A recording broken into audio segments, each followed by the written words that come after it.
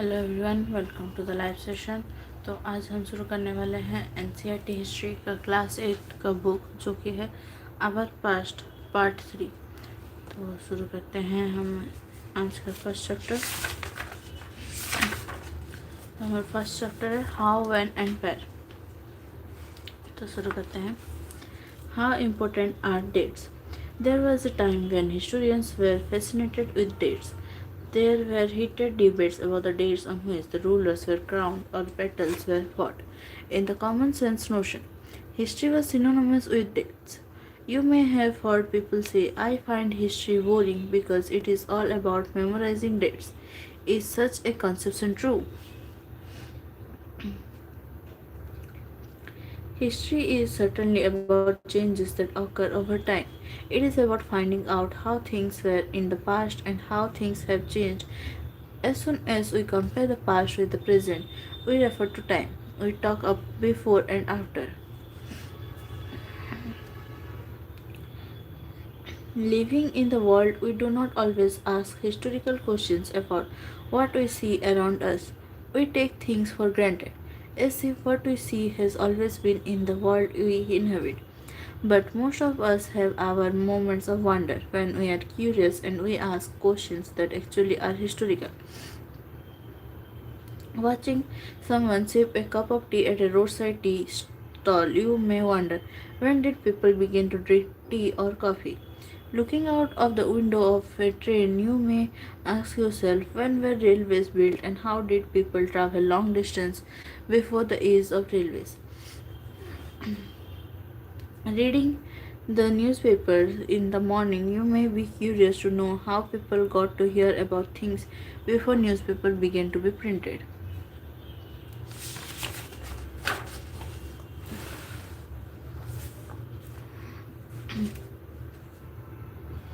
All such historical questions refer us back to notion of time.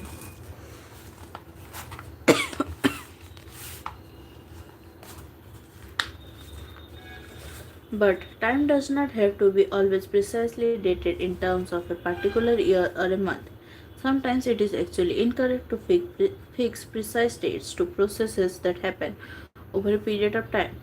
People in India did not begin drinking tea one fine day. They developed a taste for it over time. There can be no one clear date for a process such as this.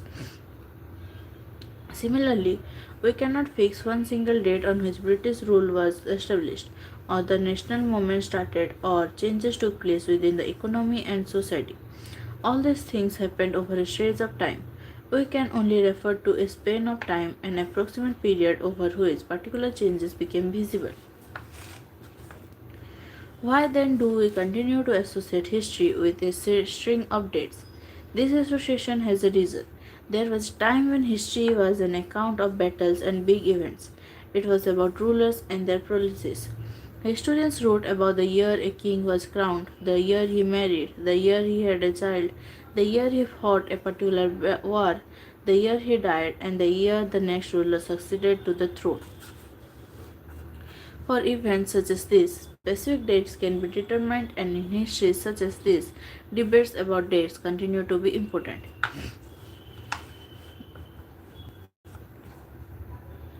As you have seen in the history textbooks of the past 2 years, historians now write about a host of other issues and other questions. They look at how people earned their livelihood, what they produced and ate, how cities developed and markets came up, how kingdoms were formed and new ideas spread, and how cultures and society changed. Which dates?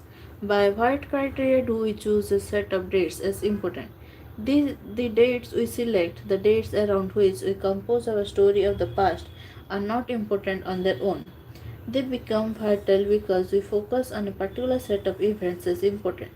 If our focus of study changes, if we begin to look at new issues, a new set of dates will appear significant. Consider an example. In the histories written by British historians in India, the role of each Governor General was important. These histories begin with the rule of the first Governor General Warren Hastings and ended with the last Viceroy Lord Mountbatten. In separate chapters, we read about the deeds of others.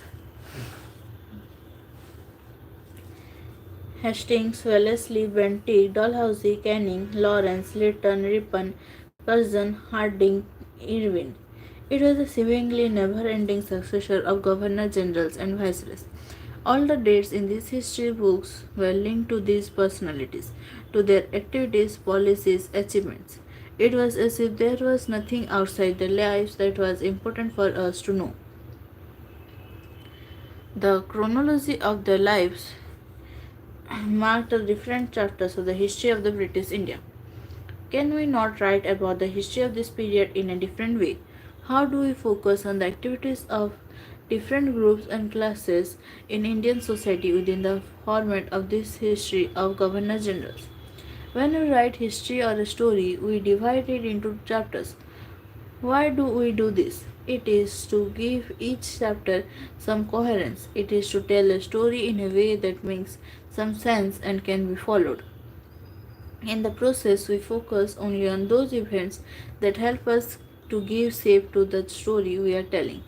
In the histories that revolve around the life of British Governor Generals, the activities of Indians simply do not fit.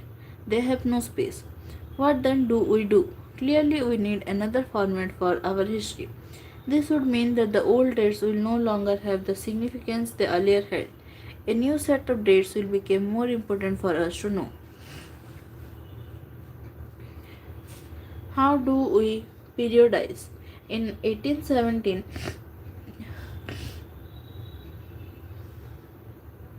James Mill, a Scottish economist and political philosopher, published a massive three-volume work, A History of British India.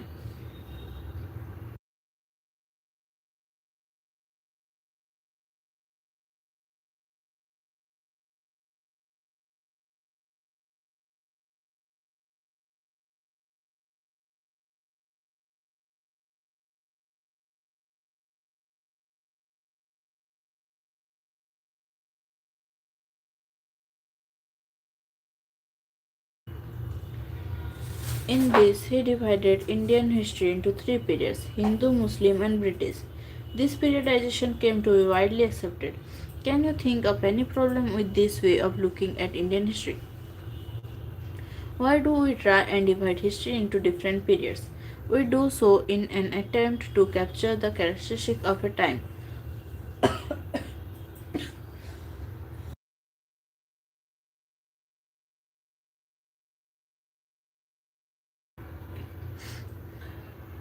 Its central features as they appear to us. So the terms through which we periodize, that is, demarcate the difference between periods, become important.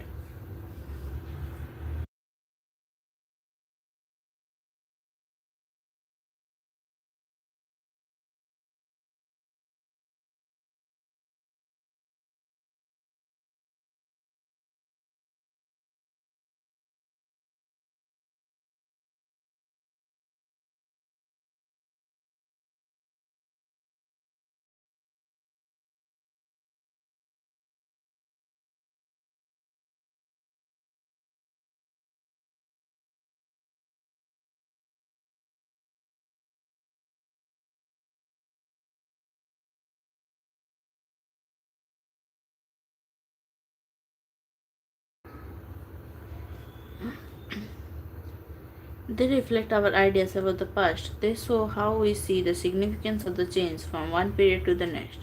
Mill thought that all Asian societies were at a lower level of civilization than Europe. According to his telling of history, before the British came to India, Hindu and Muslim despots ruled the country. Religious intolerance, caste taboos, and superstitious practices dominated.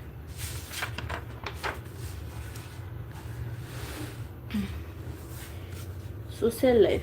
British rule, Mill felt, could civilize India. To do this, it was necessary to introduce European manners, arts, institutions, and laws in India. Mill, in fact, suggested that the British should conquer all the territories in India to ensure the enlightenment and happiness of the Indian people. For India was not capable of progress without British help. In this ideology of history, British rule represented all the forces of progress and civilization. The period before British rule was one of darkness. Can such a conception be accepted today? In any case, can we refer to any period of history as Hindu or Muslim? Did not a variety of faiths exist simultaneously in these periods? Why should we characterize an age only through the religion of the rulers of the time? To do so is to suggest that the lives and practices of the others do not really matter. We should also remember that even rulers in ancient India did not all share the same faith. Moving away from British classification, historians have usually divided Indian history into ancient, medieval, and modern. This division too has its problems. It is a periodization that is borrowed from the West, where the modern period was associated with the growth of all the forces of modernity: science, reason, democracy, liberty, and equality. Medieval was a term used to describe a society where these features of modern society did not exist. Can we uncritically accept this characterization of the modern period to describe the period of our study? As we will see in this book, under British rule, people did not have equality, freedom, or liberty, nor was the period one of economic growth and progress. Many historians therefore refer to this period as colonial. What is colonial? In this book, you will read about the way the British came to conquer the country and establish their rule, subjugating local Nawabs and Rajas. You will see how they established control over the economy and society, collected revenue to meet all their expenses, bought the goods they wanted at low prices, produced crops they needed for export, and you will understand the changes that came about as a consequence. You will also come to know about the changes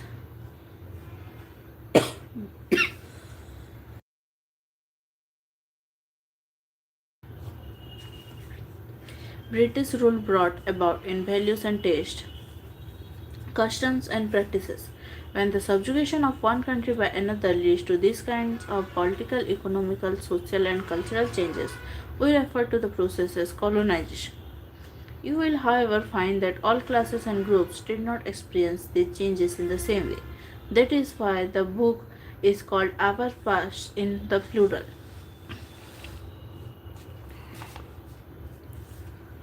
How do we know? What sources do historians use in writing about the last 250 years of Indian history? Administration produces records. One important source is the official records of the British administration. The British believed that the act of writing was important. Every instruction, plan, policy, decision, agreement, investigation has to be clearly written up. Once this was done, this could be properly studied and debated. This conviction produced an administrative culture of memos, notings, and reports.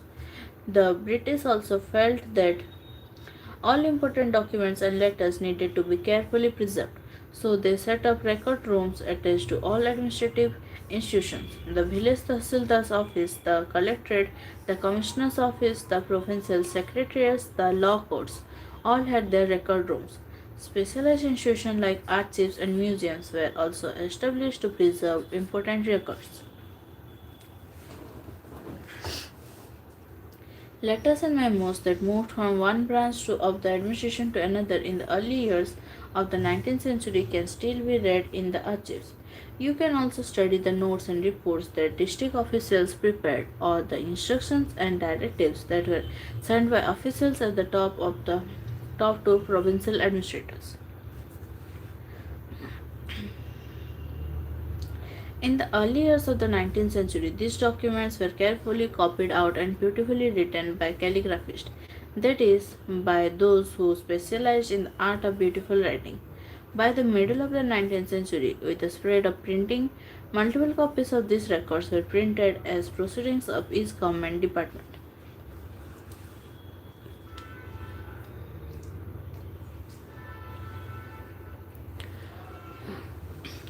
Reports to the Home Department. In 1946, the colonial government in India was trying to put down a mutiny that broke out on the ships of the Royal Indian Navy.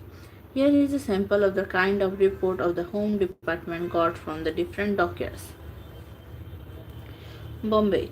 Arrangements have been made for the army to take over ships and establishment. Royal Navy ships are remaining outside the harbour. Karachi. 301 mutineers are under arrest and a few more strongly suspected are to be arrested. All establishments are under military guard. Visakhapatnam. The position is completely under control and no violence has occurred. Military guards have been placed on ships and establishments. No further trouble is expected except that a few men may refuse to work.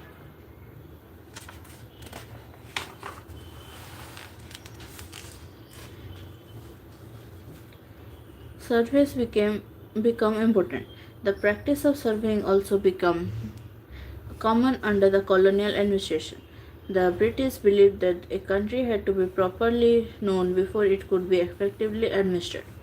By the early 19th century, detailed surveys were being carried out to map the entire country. In the villages, revenue surveys were conducted.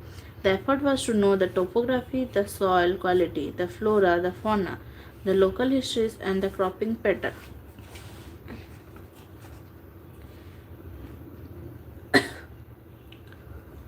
All the facts seen as necessary to know about the administered the region.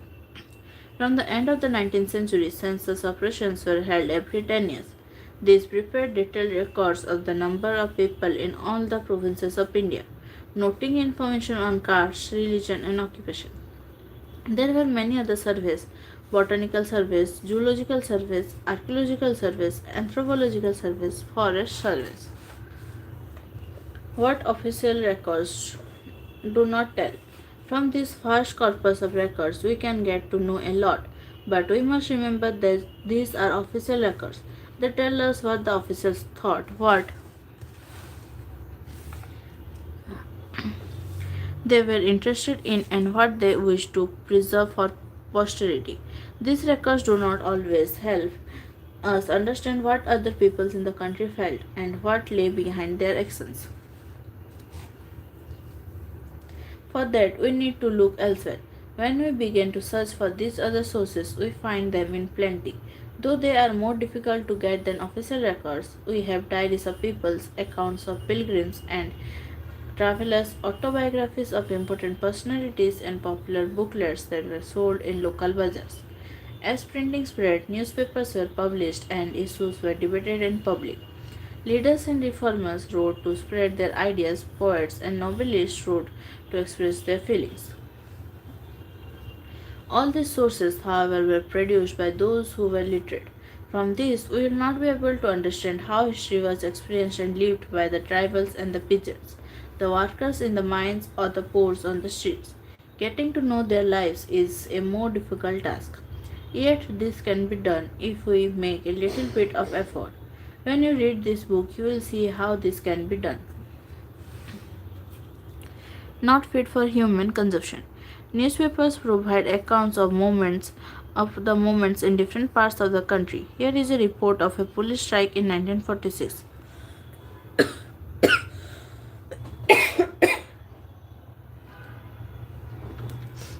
More than 2,000 policemen in Delhi refused to take their food on Thursday morning as a protest against their low salaries and the bad quality of food supplied to them from the police line's kitchen. As the news spread to the other police stations, the men there also refused to take food. One of the strikers said, "The food supplied to us from the police line's kitchen is not fit for human consumption. Even cattle would not eat the chapatis and dal which we have to eat."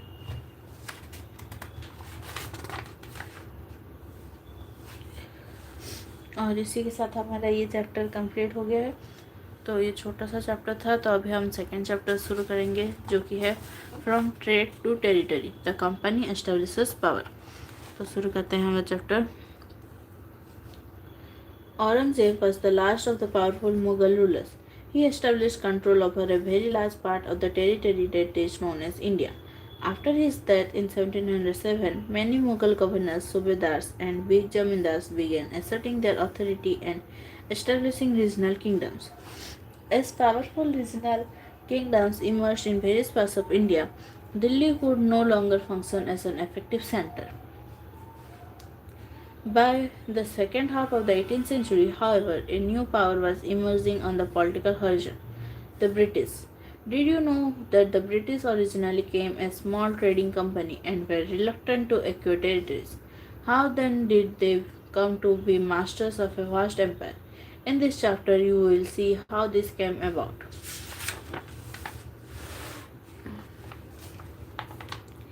East India Company comes east. In 1600, the East India Company acquired a charter from the ruler of England, Queen Elizabeth I, granting it the sole right to trade with the East. This meant that no other trading group in England could compete with the East India Company. With this charter, the company could venture across the oceans looking for new lands from which it could buy at a cheap price and carry them back to Europe to sell at higher prices. The company did not have fair competition from other English trading companies. Mercantile trading companies in those days made profit primarily by excluding competition so that they could buy cheap and sell dear.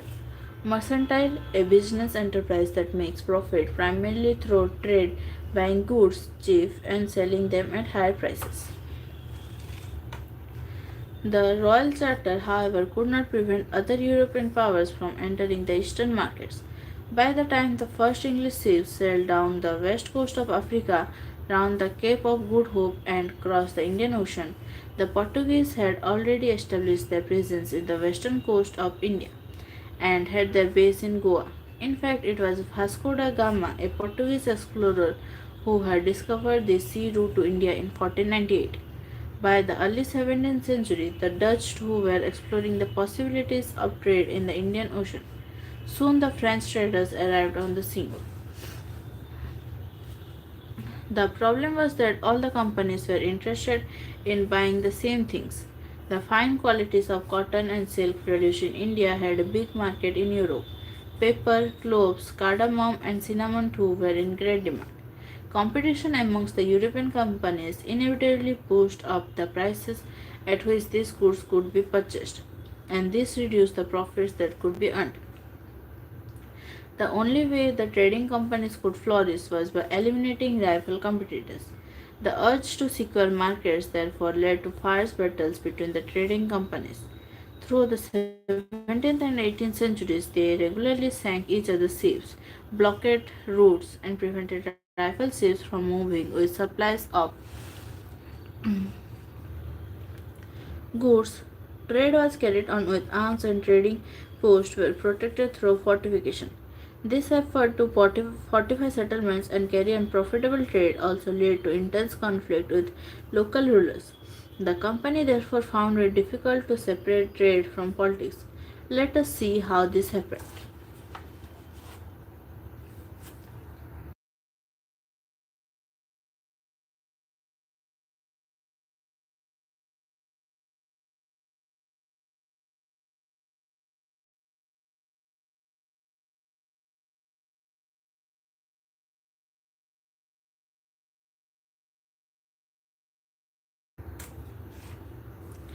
East India Company began trade in Bengal. The first English factory was set up on the banks of the river Hooghly in 1651. This was the base from which the company's trader known at that time as factors operated. The factory had a warehouse where goods for export were stored, and it had offices where company officials sat. As trade expanded, the company persuaded merchants and traders to come and settle near the factory. By 1696, it began building a fort around the settlement. 2 years later, it bribed Mughal officials into giving the company zamindari rights over 3 villages. One of these was Kalikata, which later grew into the city of Calcutta or Kolkata as it is known today. It also persuaded the Mughal Emperor Aurangzeb to issue a farman granting the company the right to trade duty free. Farman, a royal edict, a royal order.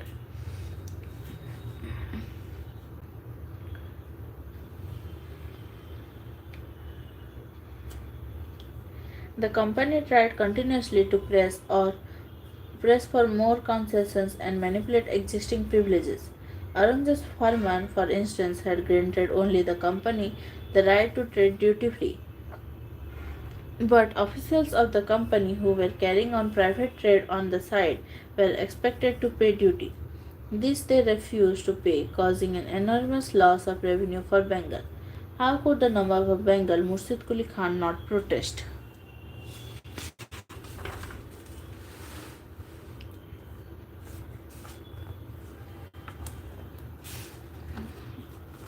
How trade led to battles. Through the early 18th century, the conflict between the company and the Nawabs of Bengal intensified. After the death of Aurangzeb, the Bengal Nawabs asserted their powers and autonomy, as other regional powers were doing at the time. Murshid Quli Khan was followed by Aliwadi Khan and then Siraj ud Daulah as the Nawab of Bengal. Each one of them was a strong ruler. They refused to grant the company concessions, demanded large tributes for the company's right to trade, denied it any right to mint coins, and stopped it from extending its fortifications. Accusing the company of deceit, they claimed that the company was depriving the Bengal government of huge amounts of revenue and undermining the authority of the Nawab. It was refusing to pay taxes, writing disrespectful letters, and trying to humiliate the Nawab and his officials.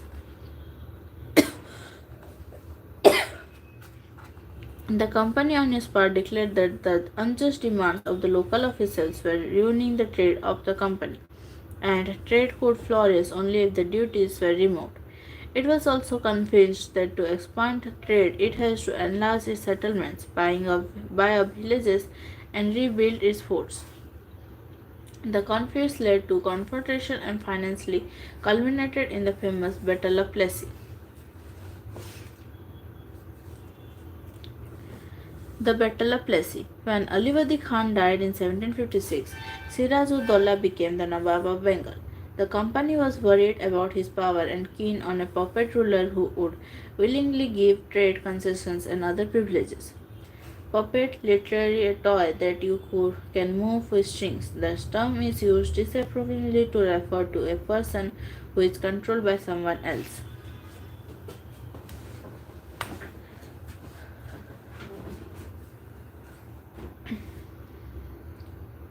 So it tried, though without success, to help one of the Sirajuddaullah's rivals, the Nawab, become the Nawab. An infuriated Sirajuddaulah asked the company to stop meddling in the political affairs of his dominion, stop fortification, and pay the revenues. After negotiations failed, the Nawab marched with 3,000 soldiers to the English factory at Kasim Bazar, captured the company officials, locked the warehouse, disarmed all Englishmen, and blockaded English ships. Then he marched to Calcutta to establish control over the company's fort there. On hearing the news of the fall of Calcutta, company officials in Madras sent forces under the command of Robert Clive, reinforced by naval fleets. Prolonged negotiation with the Nawab followed. Finally, in 1757, Robert Clive led the company's army against Siraj ud Daulah at Plassey. One of the main reasons for the defeat of the Nawab was that the forces led by Mir Jafar, one of Siraj ud Daulah's commanders, never fought the battle. Clive had managed to secure his support by promising to make him Nawab after crushing Siraj ud Daulah. The Battle of Plassey became famous because it was the first major victory of the company won in India. Did you know? Did you know how Plassey got its name? Plassey is an anglicized pronunciation of Palasi, and the place derived its name from the palas tree, known for its beautiful red flowers that yield gulal, the powder used in the festival of Holi.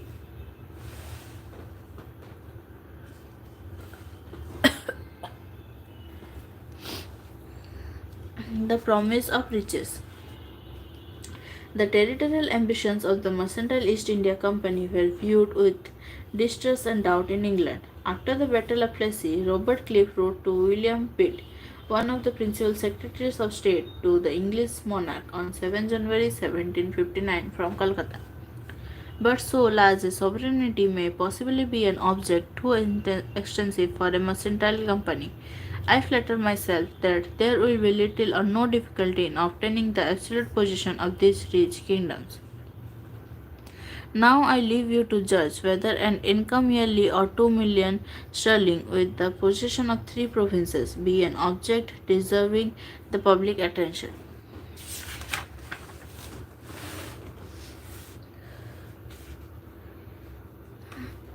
After the defeat at Plassey, Siraj-ud-Dowlah was assassinated and Mir Jafar made the Nawab.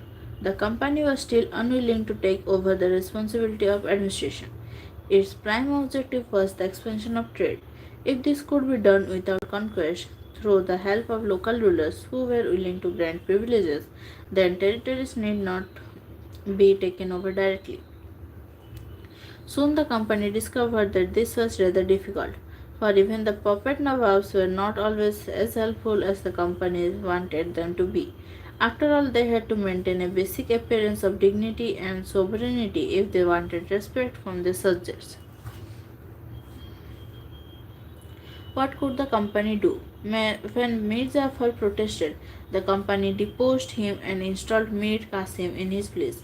When Mir Qasim complained, he in turn was defeated in a battle fought at Buxar 1764, driven out of Bengal, and Mir Jafar was reinstalled. The Nawab had to pay rupees 500,000 every month, but the company wanted more money to finance its wars and meet the demands of trade and its other expenses. It wanted more territories and more revenue. By the time Mir Jafar died in 1765, the mood of the company had changed. Having failed to work with puppet Nawabs, Cliff declared, "We must indeed become Nawabs ourselves." Finally, in 1765, the Mughal emperor appointed the company as the Diwan of the provinces of Bengal. The Diwani allowed the company to use the vast revenue resources of Bengal. This solved a major problem that the company had earlier faced. From the early 18th century, its trade with India had expanded, but it had to buy most of the goods in India with gold and silver imported from Britain. This was because at this time Britain had no goods to sell in India. The outflow of gold from Britain slowed after the Battle of Plassey and entirely stopped after the assumption of Diwani. Now revenues from India could finance company expenses. These revenues could be used to purchase cotton and silk textiles in India, maintain company troops, and meet the cost of building the company fort and offices at Calcutta. The Nawab complaints. In 1733, the Nawab of Bengal said this about the English traders.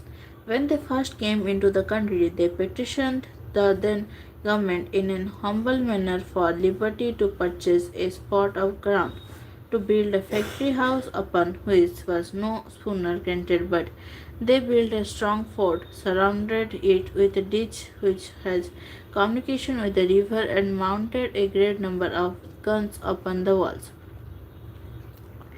They have enticed several merchants and others to go and take protection under them, and they collect a revenue which amounts to rupees 100,000. They rob and plunder and carry great number of king's subjects of both sexes into slavery into their own country. Company officials become Nawabs. What did it mean to be Nawabs? It meant, of course, that the company acquired more power and authority. But it also meant something else. Each company servant began to have visions of living like Nawabs.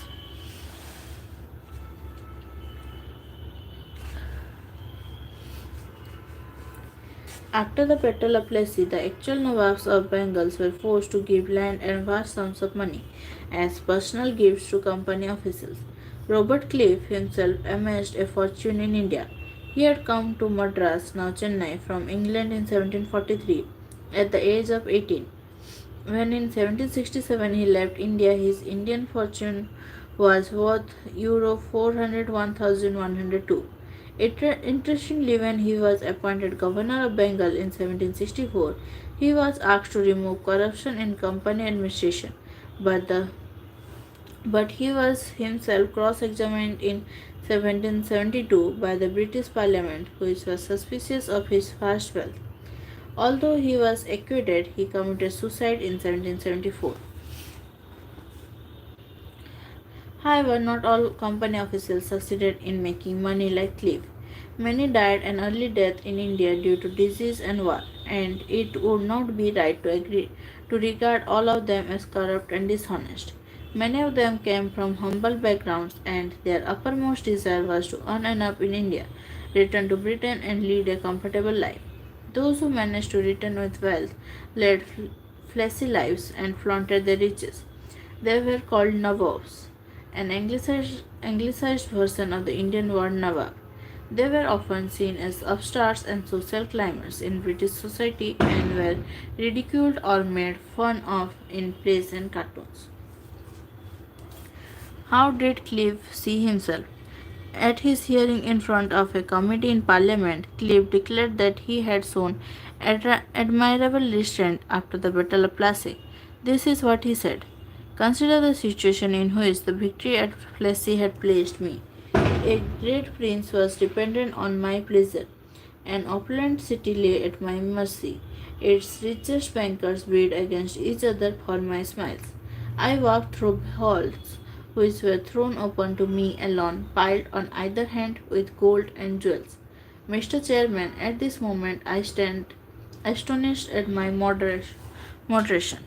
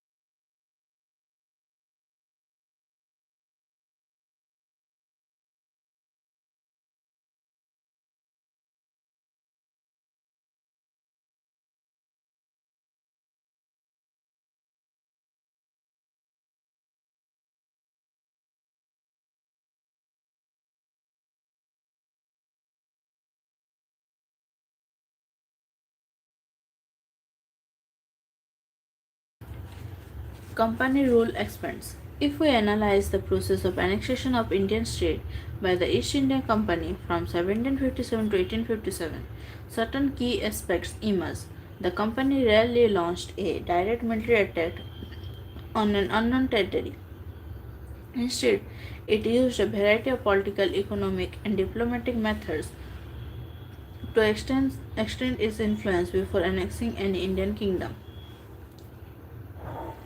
After the Battle of Buxar 1764, the company appointed residents in Indian states. They were politically or commercially agents, and their job was to serve and further the interests of the company.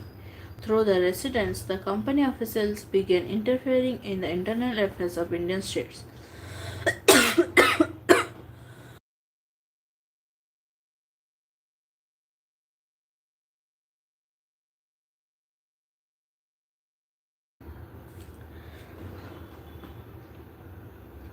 They tried to decide who was to be successor to the throne and who was to be appointed in an administrative post. Sometimes the company forced the state into a subsidiary alliance.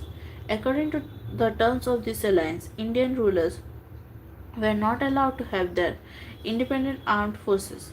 They were to be protected by the company but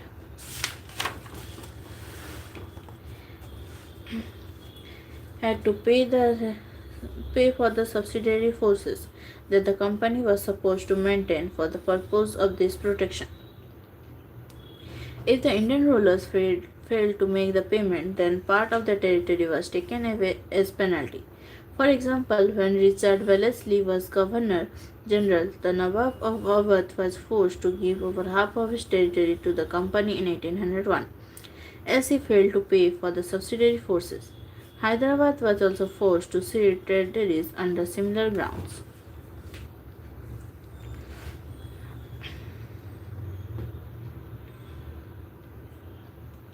What power did the resident have? This is what James Mill, the famous economist and political philosopher from Scotland, wrote about the residents appointed by the company.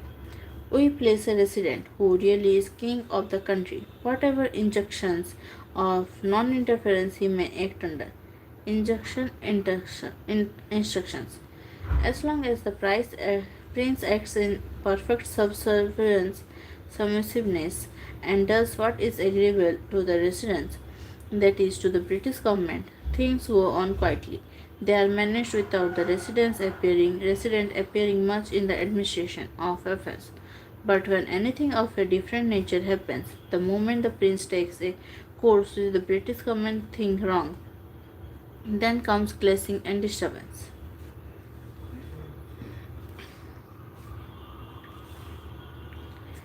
Tipu Sultan, the Tiger of Mysore.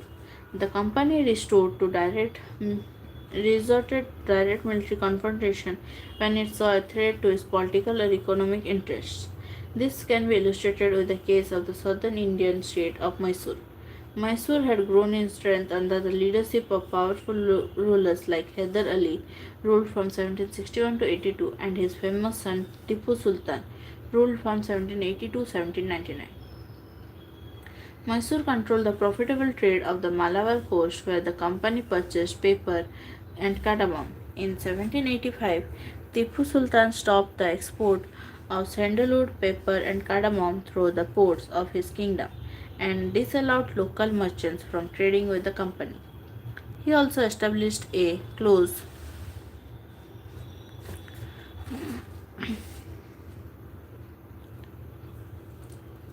relationship with French in India and modernized his army with their help. The British were furious. They saw Hyder and Tipu as ambitious, arrogant, and dangerous rulers who had to be controlled and crushed. 4 wars were fought with Mysore: 1767 to 69, 1780 to 84, 1790 to 92, and 1799. Only in the last, the Battle of Seringamapatnam, did the company ultimately win a victory. Tipu Sultan was killed defeating his capital Seringamapatnam. Mysore was placed under a former ruling dynasty of the Odears, and a subsidiary alliance was imposed on the state.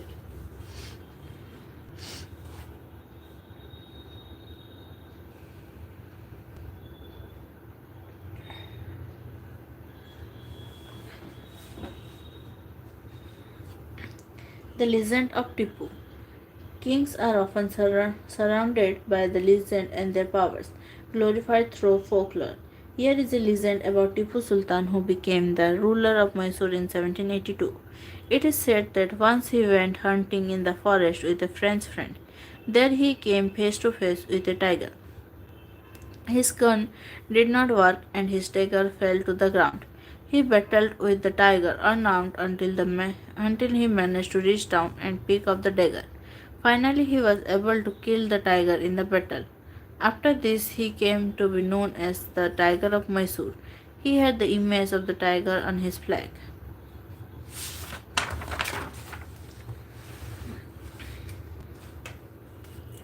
War with the Marathas. From the late 18th century, the company also sought to curb and eventually destroy Maratha power. With their defeat in the Third Battle of Panipat in 1761, the Marathas' dream of ruling from Delhi was shattered. They were divided into many states under different chiefs or sardars belonging to dynasties such as Sindhia, Holkar, Gaikwad, and Bhosle. These chiefs were held together in a confederacy alliance under a Peshwa principal minister who became its effective military and administrative head based in Pune. Mahatji Sindhia and Nana Phadnis with two famous Maratha soldiers and statesmen of the late 18th century.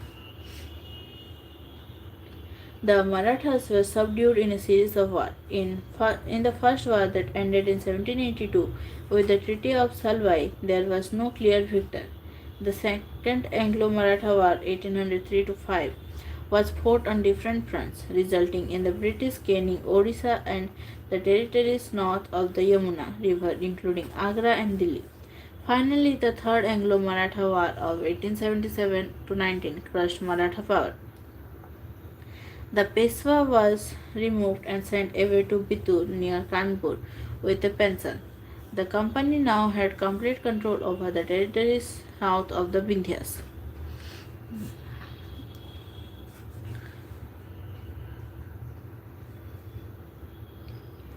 The claim of paramountcy. It is clear from the above that from the early 19th century the company pursued an aggressive policy of territorial expansion. Under Lord Hastings, Governor General from 1813 to 1823, a new policy of paramountcy was initiated. Now the company claimed that its authority was paramount or supreme, hence its power was greater than that of Indian states. In order to protect its interest, it was justified in annexing or threatening to annex any Indian kingdom. This view continued to guide later British policies as well. This process, however, did not go unchallenged. For example, when the British tried to annex the small state of Kittur in Karnataka today, Rani Channamma took to arms and led an anti-British resistance movement. She was arrested in 1824 and died in prison in 1829. But Rayana, a poor chokidar of Sangoli in Kittur, carried on the resistance. With popular support, he destroyed many British camps and records. He was caught and hanged by the British in 1830. You will read more about several cases of resistance later in the book. In the late 1830s, the East India Company became worried about Russia.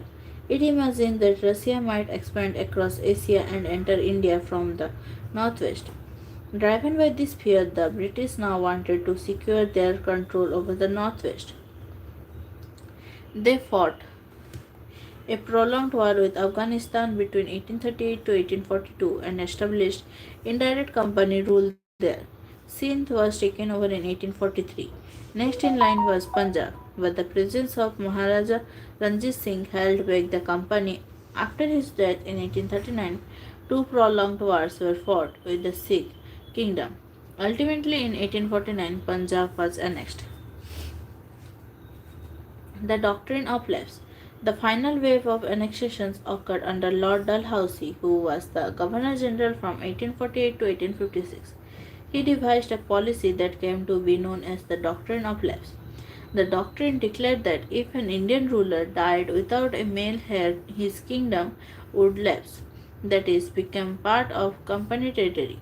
One kingdom after another was annexed simply by applying this doctrine.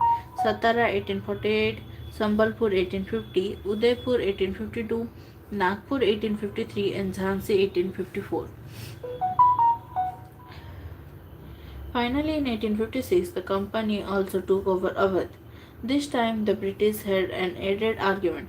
They said they were obliged by duty to take over Awadh in order to free the people from the misgovernment of the Nawab. Enraged by the humiliating way in which the Nawab was deposed, the people of Awadh joined the great revolt that broke out in 1857.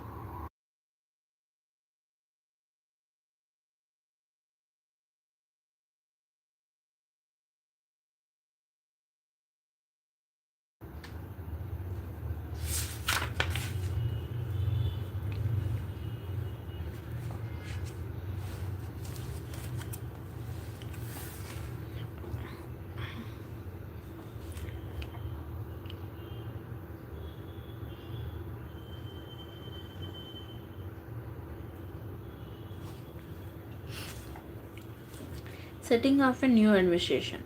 Warren Hastings, Governor General from 1773 to 1785, was one of the many important figures who played a significant role in the expansion of the company power. By his time, the company had acquired power not only in Bengal but also in Bombay and Madras. British territories were broadly divided into administrative units called presidencies. There were three presidencies: Bengal, Madras, and Bombay. Each was ruled by a governor. The supreme head of the administration was the Governor General.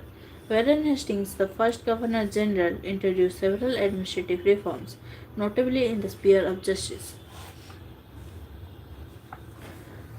From 1772, a new system of justice was established. Each district was to have two courts, a criminal court, Faujdari Adalat, and a civil court, Diwani Adalat. Maulvis and Hindu Pandits interpreted Indian laws for the European district collectors, who presided over civil courts.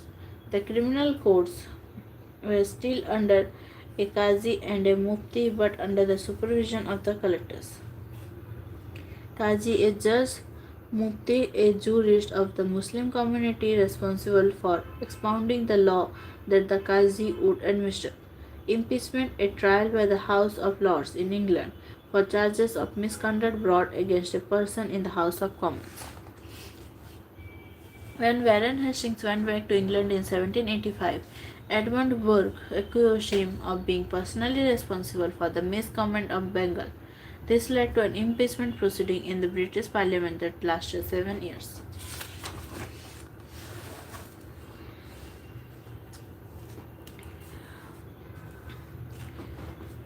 A major problem was that the Brahman Pandits gave different interpretation of local laws based on different schools of Dharmasastra. Dharmasastra, Sanskrit text prescribing social rules and codes of behavior composed from 500 BCE onwards. To bring about uniformity, in 1775, 11 Pandits were asked to compile a digest of Hindu laws. N.B. Haleth translated this digest into English. By 1778, a code of Muslim laws was also compiled for the benefit of European judges.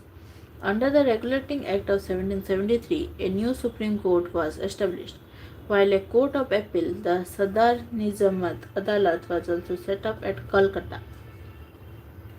The principal figure in an Indian district was the collector.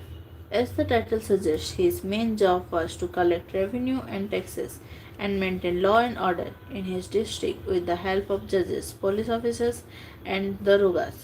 His office, the collectorate, became the new center of power and patronage that steadily replaced previous holders of authority. I impeach the common enemy and oppressor of all.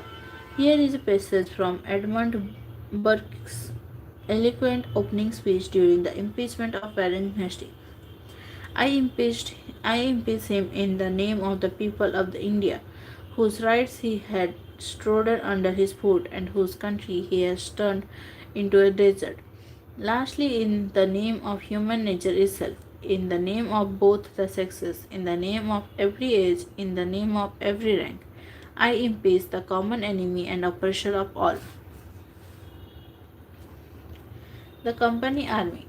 Colonial rule in India brought in some new ideas of administration and reform, but its powers rested on its military strength.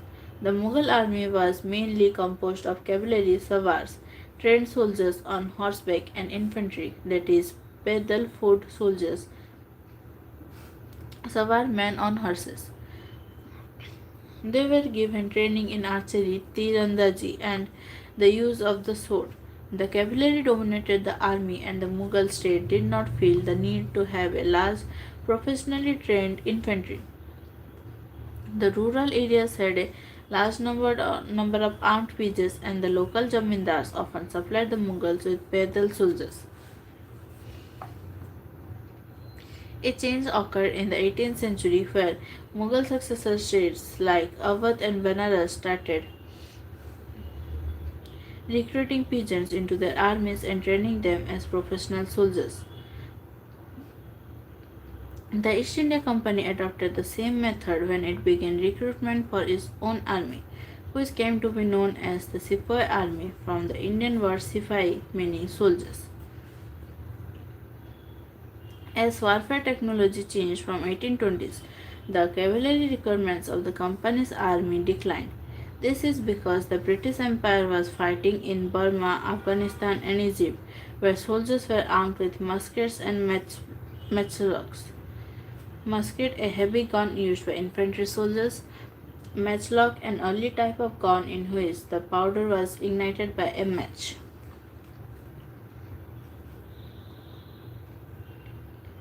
The soldiers of the company's army had to keep pace with changing military requirements, and its infantry regiments now became more important.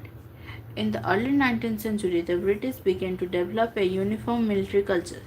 Soldiers were increasingly subjected to European style training, drill, and discipline that regulated their life far more than before. Often, this created problems since caste and community feelings were ignored in building a force of professional soldiers. Could individuals so easily give up their caste and religious feelings? Could they see themselves only as soldiers and not as members of communities?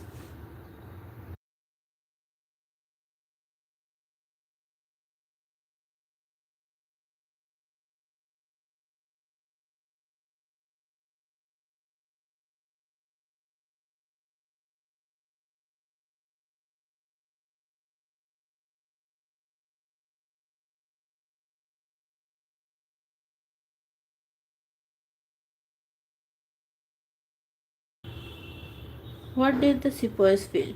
How did they react to the changes in their lives and their identity? That is, their sense of who they were. The revolt of 1857 gives us a glimpse into the world of the sepoys. We will read about this revolt in chapter 5. Conclusion. Thus, the East India Company was transformed from a trading company to a territorial colonial power. The arrival of new steam technology in the early 19th century also aided this process.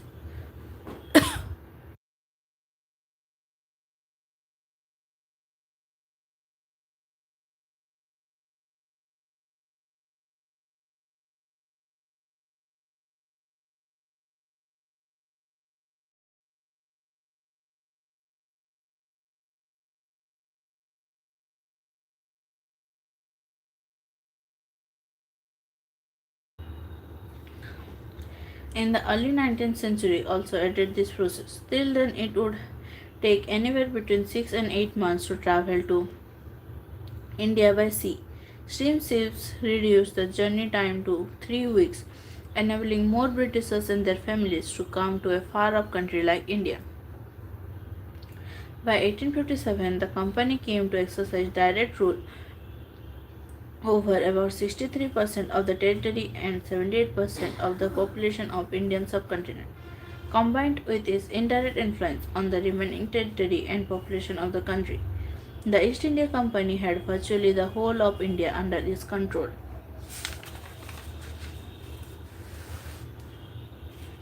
Elsewhere, slave trade in South Africa. The Dutch trading ships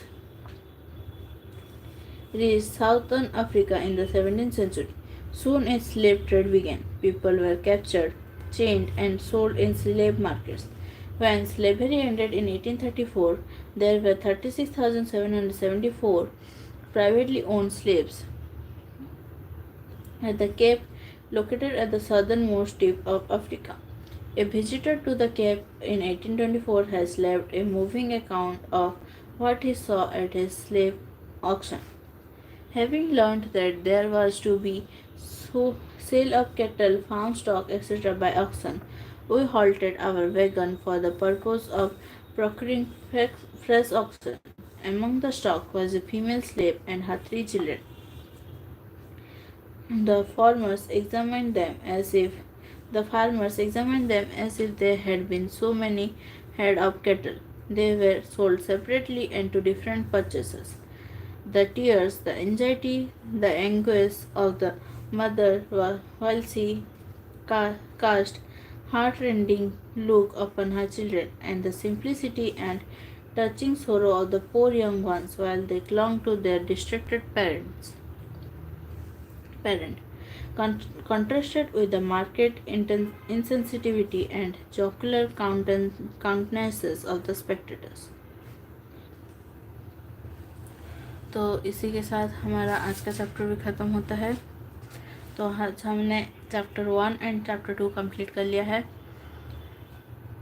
तो अगर channel पर new है तो channel को subscribe कर दीजिए और video को लाइक कर दीजिए और नोटिफिकेशन आइकन दबाना ना भूलें ताकि आप मेरा डेली लाइव क्लास ज्वाइन कर सके।